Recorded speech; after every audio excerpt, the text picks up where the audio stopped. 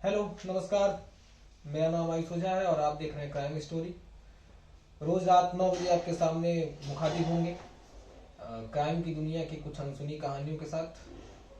और उससे पहले एक अनुरोध, अगर अभी तक आपने हमारे चैनल को सब्सक्राइब नहीं किया है तो इसे सब्सक्राइब कर लें, लाइक कर दें, कमेंट करें और अपने दोस्तों के साथ शेयर करें। कहानी शुरू करें उससे पहले क्राइम स्टोरी आपसे कुछ कहना चाहेगी कि क्राइम का रास्ता बहुत भयानक रास्ता होता है। इस रास्ते पे सिर्फ और सिर्फ दर्दनाक मौत और असहनीय पीड़ा मिलती है। अंत बहुत गंदा होता है। खैर, कहानी पे आते हैं अपने। आज की कहानी यूपी के एक ऐसे गैंगस्टर के बारे में है जिसका नाम शायद ही ऐसा कोई हो जो नहीं जानता हो। 90 के दशक का यूं कहें कि 90 के दशक का वो माफिया जिसके नाम से यूपी ही नहीं बल्कि दिल्ली तक भी थर्राता था। शिव प्रकाश शुक्ला। आज की कहानी हम शिव प्रकाश शुक्ला जी के बारे में सुनाएंगे।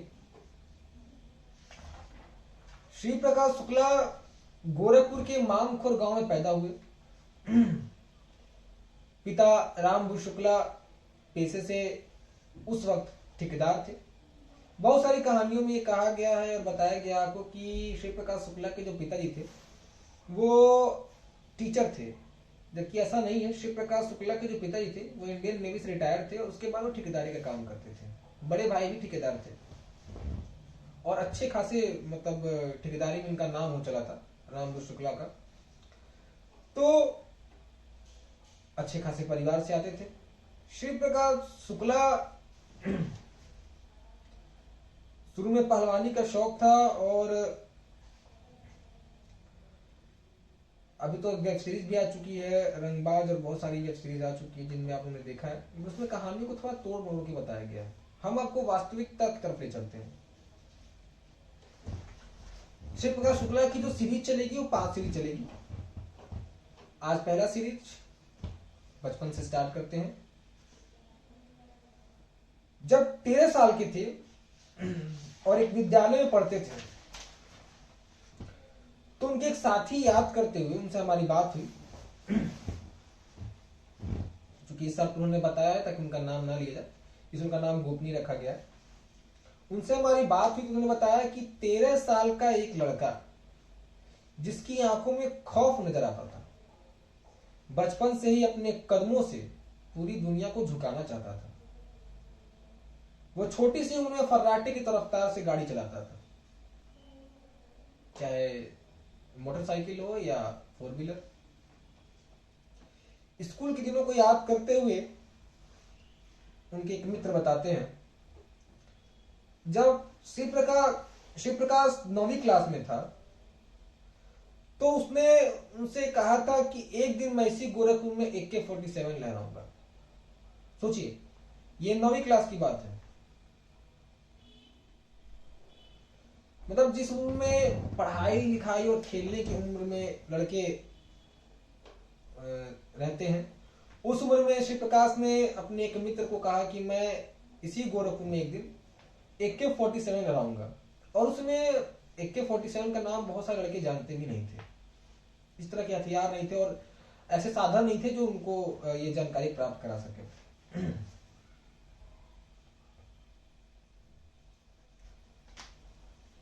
वे बताते हैं कि उसका सपना बहुत पहले ही था कि गोरखपुर पर AK-47 से राज करना।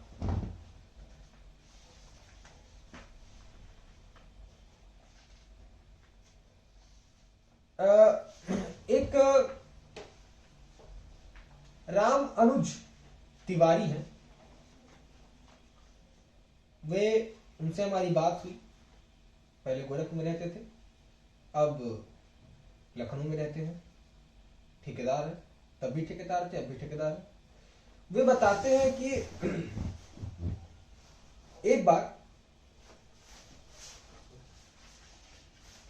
स्कूली दिनों में एक टीचर ने शिव प्रकाश शुक्ला को एक चपेट जड़ दिया,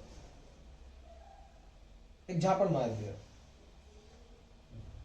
शिव प्रकाश शुक्ला ने जवाब दिया अपनी भाषा में, बाहर चलिए देख लेंगे आपको। तो उन मार्ट साहब ने उसकी बातों को बहुत हल्के में ले लिया और ये सोचा कि लड़का है और गुस्से में से बोल दिया होगा। परंतु जब स्कूल की छुट्टी हुई और मार्ट साहब बाहर निकले तो शिव प्रकाश शुक्ला ने उनको बाहर ही पकड़ लिया, स्कूल गेट पर ही पकड़ लिया। ये मर्दानगी कहें उसकी या मन बढ़ाई कहें, खैर जब शिव प्रकाश शुक्ला जी ने उन्हें पकड़ लिया तो मार्ट साहब भी थे अड़ियल, वो भी लड़ गए, भिड़ गए। जब इन दोनों की भिड़ंत हुई तो शिव प्रकाश शुक्ला ने उनकी कॉलर पकड़ ली और धक्का दे दिया। मार्ट साहब नीचे गिर गए। फिर वो शिव प्रकाश शुक्ला वहां से भाग खड़ा हुआ। तो ये रसूखदारी थी शिव प्रकाश शुक्ला की कि स्कूली दिनों से ही आए दिन मारपीट करना, पत्थर से किसी का सर फोड़ देना, दोस्तों के लिए किसी को मार देना, किसी का रास्ता घेरना, किसी को बीच चौराहे पे मारना, ये होता रहता था। गजब तो तब हो गया जब 16 साल की उम्र में, ध्यान रखिएगा उम्र की जो मैं बात कर रहा हूं, सिर्फ 16 साल की उम्र में, 90 का वो दशक था, 16 साल की उम्र में शिव प्रकाश ने अपने जीवन का पहला क्राइम, पहला मर्डर किया। व्यक्ति का नाम था राकेश तिवारी। जो मीडिया में और गूगल पे कहानियां हैं उसमें ये कहा जाता है कि शिव प्रकाश शुक्ला की बहन को राकेश तिवारी ने छेड़ दिया था, उसके बाद शिव प्रकाश शुक्ला ने उन्हें मारा था। लेकिन जो वास्तविक कहानियां हैं वो ये बताती हैं कि राकेश तिवारी भी अपने एरिया का बहुत दबंग लड़का हुआ करता था उस जमाने में, 90 के दशक में। एक बार राकेश तिवारी और शिव प्रकाश शुक्ला की भिड़ंत हो गई और तब राकेश तिवारी ने शिव प्रकाश शुक्ला को बीच चौराहे पे मारा था। उस समय शिव प्रकाश शुक्ला की जो उम्र थी वो 16 साल थी। जब राकेश तिवारी ने शिव प्रकाश शुक्ला को मारा तो शिव प्रकाश शुक्ला वहां से जाते जाते ये बोल के आया था क्या तुम्हारे जीवन का आखिरी लड़ाई होगी। खैर राकेश तिवारी ने बहुत हल्के में लिया शिव प्रकाश शुक्ला को और शिव प्रकाश शुक्ला वहां से चले गए। कुछ महीने बीते। उसके बाद एक दिन राकेश तिवारी अपने एक दोस्त के साथ गोरखपुर में एक जगह है खोआ मंडी, वहां से गुजर रहे थे। शिव प्रकाश शुक्ला ने रेकी करवाई थी, पता चला उसे कि राकेश तिवारी खोआ मंडी से निकल रहे हैं। उसने उनका पूछा किया और धर्मशाला बाजार एक जगह है, वहां पहुंचते पहुंचते उसने राकेश तिवारी को गोली मार दी। राकेश तिवारी गाड़ी के पीछे बैठे थे, गोली उनको लगी। खैर उनका एक साथी भाग गया, फरार हो गया और बच गया, लेकिन राकेश तिवारी की मौके पर ही मौत हो गई। क्योंकि मैंने पहले ही कहानी बताया था आपको कि शिव प्रकाश शुक्ला के जो पिताजी थे रामभूष शुक्ला, वो इंडियन नेवी से रिटायर थे। तो उनकी एक बार पोस्टिंग बैंकॉक हुई थी, तो उनका वहां परिचय था। तो बाबू रामभूष शुक्ला जी ने इस कांड के बाद शिव प्रकाश को बैंकॉक भेज दिया। ये यूं कहें कि ये पहले हत्या के बाद बैंकॉक भाग गए। अब आगे की कहानी बहुत खौफनाक है, बहुत दर्दनाक भी है।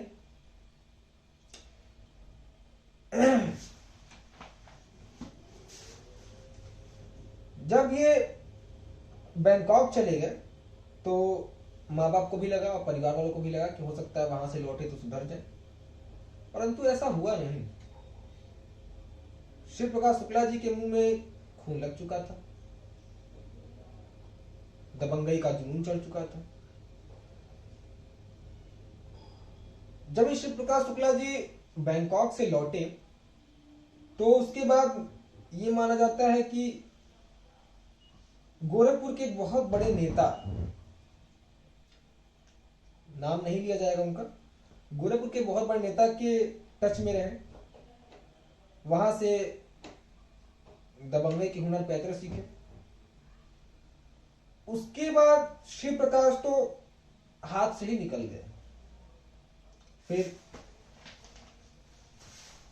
ना गोलियों की गिनती, ना लाशों की गिनती।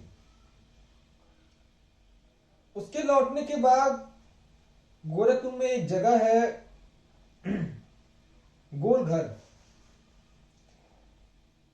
यहां एक व्यापारी हुआ करते थे, अब नहीं रहे, विजय प्रकाश वर्मा। उनकी गोलघर में एक दुकान थी। तो एक बार हुआ शिव प्रकाश शुक्ला वहां से गुजर रहे थे। ये रसूख की कहानी बताऊं कि दबंगई किस कदर और किस तरफ सर पे चढ़ के बोल रही थी। तो वहां वहीं से श्री प्रकाश शुक्ला गुजर रहे थे, तो वहां अपने दो दोस्तों के साथ श्री प्रकाश शुक्ला, एक जगह है वहां पे इंदिरा बाल विहार, जहां चाय वाय मिला करती थी, तो वहीं चाय पीने जाया करते थे अक्सर। तो चाय पीने जा रहे थे तो जो वर्मा जी थे, ये उनके पास एक स्कूटर हुआ करती थी उस समय।